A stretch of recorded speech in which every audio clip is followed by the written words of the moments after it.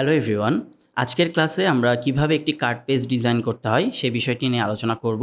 তো আমরা যদি কার্ড পেজ একটু দেখতে চাই তাহলে দেখেন এই যে ই-কমার্স ওয়েবসাইট, দেন আমরা এখান থেকে ওয়েবসাইটটিতে আসি।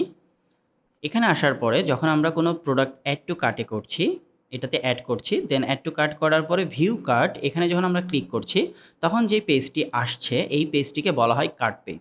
তো এই পেজটির কাস্টম ডিজাইন আজকের এই লেসনে আমি আপনাদেরকে দেখাবো।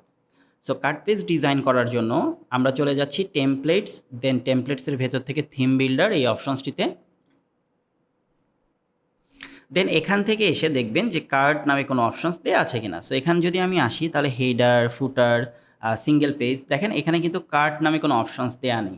তাহলে আমরা কার্ড পেজ কীভাবে কাজ করতে পারি কার্ড পেজ নিয়ে? সো এই কাজটি করার জন্য মূলত আমাদেরকে আসতে হবে পেজেস, দেন অল পেজেস এই অপশনসটিতে। এখানে আসার পরে যেহেতু আমরা ই-কমার্স ইনস্টল করে রেখেছি, সো ই-কমার্সের সাথে রিলেভেন্ট যে পেজ সেই পেজগুলো কিন্তু এখানে চলে এসেছে। ওকে, সো এখানে দেখেন কার্ড পেজ নামে একটি পেজ চলে এসেছে। সো এই পেজটিকে আমরা এডিট এই অপশনসটিতে ক্লিক করব। এরপরে এখান থেকে এডিট উইথ এলিমেন্টার এই অপশনসটি সিলেক্ট করে নিতে হবে। এরপরে এখানে যে অপশনসটি আছে আপনি চাইলে এটাকে ডিলিট করে দিতে পারবেন এবং পুরো পেজের কাস্টমাইজেশনটিও আপনি এখান থেকে করে নিতে পারবেন। কীরকমভাবে? সেটিংসে আসতে হবে, দেন এখান থেকে এই যে কার্ট লেখা আছে লেটস এটাকে আমরা হাইড করে দিতে চাই এবং এখান থেকে পেজ লেআউট এলিমেন্টের ফুল উইথ করে রাখছি, দেন এটিকে আপডেট করে দিচ্ছি।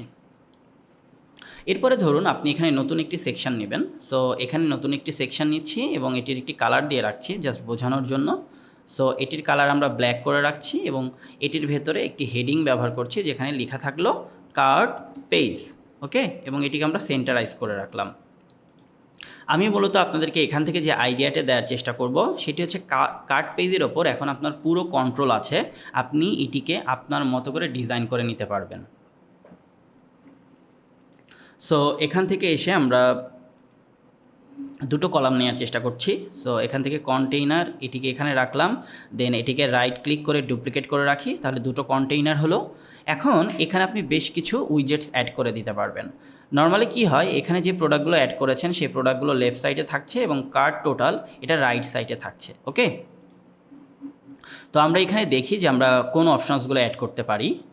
তো এখান থেকে যদি আসি, দেখেন আমি যদি এখানে কার্ট লিখে সার্চ করি তাহলে এখানে বেশ কিছু অপশনস পাচ্ছি, যেমন menu cart, add to cart, cart এই অপশনসগুলো পাচ্ছি, বা কাস্টম কি বলে যে কাস্টম অ্যাড টু কার্ট এটা পাচ্ছি।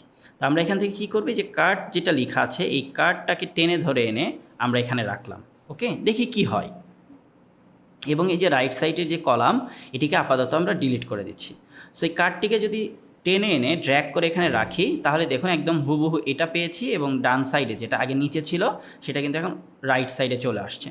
এখন আপনি এই উইজেটসের উপর ক্লিক করবেন, করে এখানে লেআউট 2 কলাম দেওয়া আছে, আপনি চাইলে এটাকে 1 কলাম দিতে পারবেন, আপনি ম্যাক্সিমাম 2 কলাম পর্যন্ত করতে পারবেন। এরপর অর্ডার সামারিতে কি দেখাবে, কোনো কুপন কোড যেখানে ব্যবহার করব সেটার কালার কি হবে, সেটার অ্যালাইনমেন্ট কি হবে, সেই সবগুলো কিন্তু আমরা এখান থেকে সেট করে দিতে পারি। এবং এই যে টোটালে আসলে কার্ড টোটালস যে কথাগুলো লেখা আছে, যে কার্ড টোটালস, সেখানে আপনি কি কথা লিখে দেখাবেন, অন্য কোনো কথা যদি লিখে দিতে চান সেটা করতে পারবেন। এরপরে এখান থেকে যদি আপনি স্টাইলে আসেন তাহলে এই যে সেকশন পাবেন, টাইপোগ্রাফি, ফর্ম, এরপর অর্ডার সামারি, সব কিছুর কাস্টমাইজেশন আপনি এখান থেকে পাবেন। এবং যেহেতু আমি আরেকবার বলছি যে এলিমেন্টারকে ব্যবহার করে কিভাবে একটা ওয়েব পেজ কাস্টমাইজ করতে হয় এটা আগের লেসনগুলোতে দেখিয়েছি। সো আশা করি এখানকার যে চেঞ্জেসগুলো সেগুলো আপনারা যখন করবেন, যেহেতু এগুলো লাইভ এডিট হয়ে যাবে বা লাইভ ভিউ চলে আসবে, সো আপনি বুঝতেই পারবেন যে আপনি কোনটাতে চেঞ্জ করলে এটার ইফেক্টটা কোথায় পড়ছে। ওকে, সো সবগুলো কাজ যখন কমপ্লিট হয়ে যাবে এখান থেকে আপডেট বাটনে ক্লিক করবেন। দেন এখন দেখেন, এখন যদি আমরা আমাদের ওয়েবসাইটে এসে রিলোড করি তাহলে দেখবেন এই কার্ড পেজ পুরো চেঞ্জ হয়ে আপনি যেভাবে একটু আগে কার্ড পেজ ডিজাইন করেছেন সেরকমভাবে চলে এসেছে। তাহলে আজকের লেসনে আমরা দেখেছি যে ই-কমার্সের কার্ড পেজ বিষয়টা কী এবং ই-কমার্সে যে কার্ড পেজ থাকে সেটাকে আমরা কিভাবে কাস্টম ডিজাইন করতে পারি। আগামী টিউটোরিয়ালে আমরা নতুন কোনো টপিক নিয়ে আলোচনা করব।